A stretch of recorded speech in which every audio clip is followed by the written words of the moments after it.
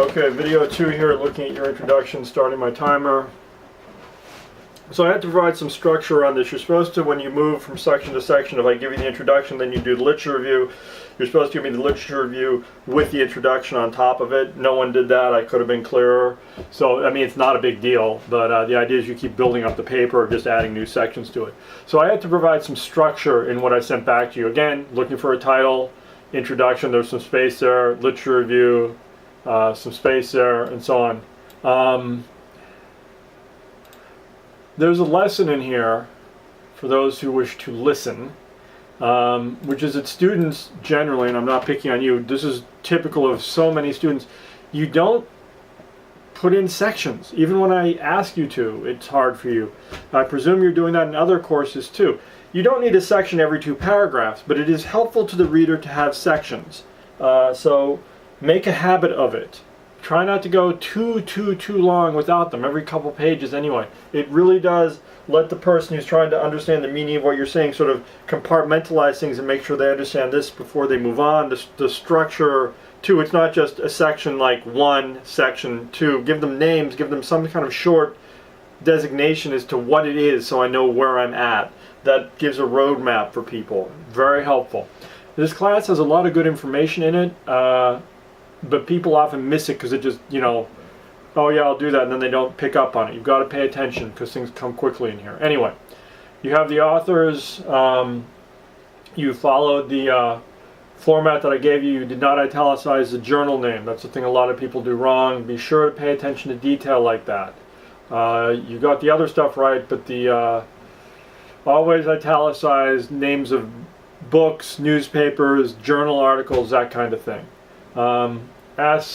You say analyzes, I changes, asks if interest groups are the center of political parties. Through extensive research, and you say, such as personal studies on how parties, there's no such thing as a personal study. It's not a thing in political science, as I say. I'm asking if you can find a better way to explain what the authors did to get to their answers. That's really one of the main points of the literature review, is the reader wants to know, or should want to know, how did the author get from not knowing about the topic enough to write an article to knowing enough to write an article. In there something happened. They gathered data, they did discourse analysis, read a lot of stuff. What did they do to get from A to B? Also within the literature review structure, if you notice, political science articles generally, not always, but very often follow what we call a canonical format. Introduction,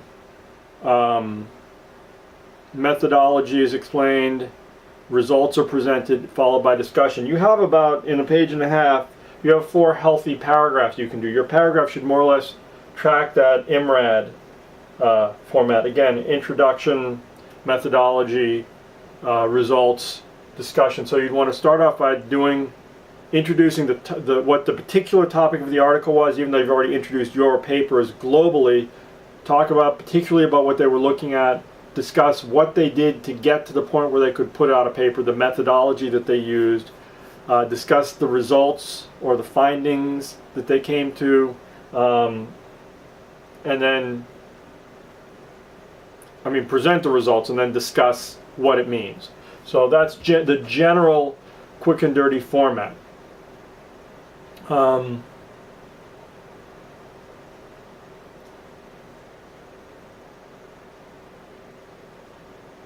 So you say, through extensive research, personal studies, issue is brought to the party's attention. Researchers try to find answers to questions that many people ask themselves. And then use a semicolon where I think what you want is a colon. I know what you want is a colon there. Semicolons and colons are different. Look them up in Garner under punctuation, around page 749, 750 in there somewhere. I changed the structure of it. How the parties are influenced by outside organizations on specific issues and seek to answer questions that many citizens. What did you have there? You say people, I say citizens. Have pondered, colon, and then you say is the political system rigged? I made it our political system. Some of these changes are minor, just things I was playing around with. You go either way on that one. Start of the next paragraph, you begin by saying, it is very well known. Very is is an unnecessary modifier in most every sentence. Every sentence pretty much is improved when you take very out of it.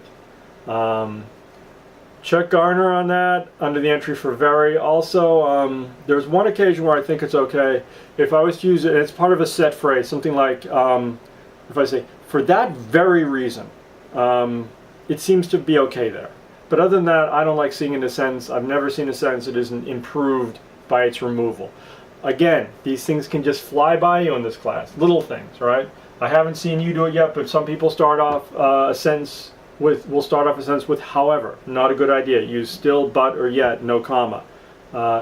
Reads better, more direct. You can start off a sentence with however if you mean by whatever means. So however we do it, we've got to win the game. That's fine. That's the only time you would start off with however, or should.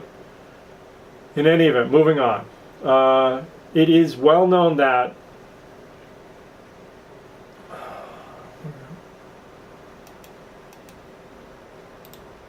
so I had to make some changes here.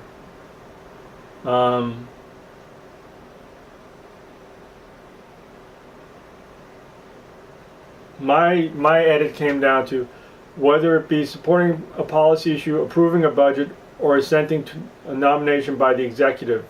Members of Congress are prone to vote along party lines. So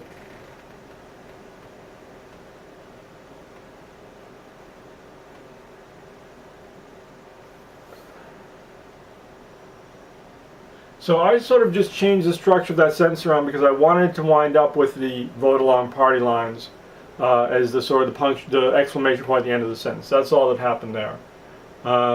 You say the article discusses. I say at that point it's okay to use the name Bond et al. Just don't start off every sentence the same way. Don't start off every paragraph the same way. Vary those. So you hadn't started a sentence in that paragraph with Bond, so it's okay to do that. Discuss how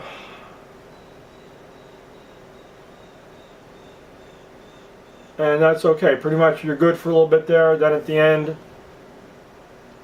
you say parties are very focused. Again, that's almost redundant to the first part of it, so I took it out. Again, using very, not a great idea. This idea of competition, I say the idea of competition. There's no need to put competition in quotes there. Not only seems accurate, but it helps us to understand the underlying motivations that drive political parties. So I think that's okay done that way. Just so your competition is not accurate, but it helps. So on a whole, you did pretty good with that paragraph. I made some tweaks to it. I think it's improved. You can take some of those edits or leave some of those edits. I think on a whole it was improved though. Anyway, next sentence. The parties have also become more competitive when the influence of outside groups have become more prominent. Parties also have become more competitive when the influence of outside groups have become more prominent. That's not grammatically properly formed. There's few problems in there. Why is it parties also have instead of parties have also? I think that sounds better, but that's not even the big deal. The thing is, more competitive when the influence of outside groups have become, it's the influence. That's the problem. Is you've got groups, there's more than one group have, but this is the influence, not the prepositional phrase of outside groups, but if you took of outside groups and the influence has become. So you have incorrect subject-verb agreement there. That's the problem.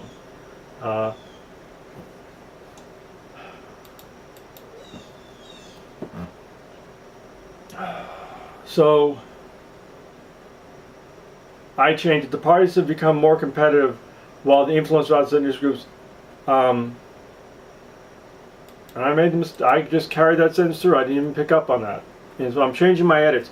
I'm changing the edits here as I go. So you want to use the most current edits that I'm going to send you back here. Has become more prominent.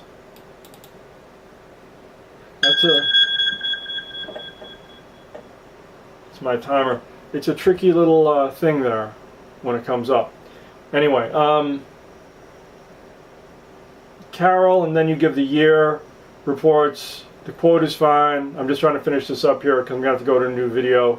Or those organizations, those outside organizations do much groundwork for the parties, causes. That plural possessor of parties just looks ugly, but it's what it is. Includes raising funds, organizing rallies, and coordinating media events. Needs a site. I've tried to give you, I think I had to supply one extra one to make it a nice trio. Because these outside influences, I'd say those outside influences actually. So I'm making a few small changes here. Those that I told you about, these I'm going to tell you about, do have such a firm hold on political parties. They can get the matters they wish to advance to be put in front of other issues that in the past may have been viewed as more important, maybe might have been viewed, or would have been viewed more forceful. Okay, got to do a new video.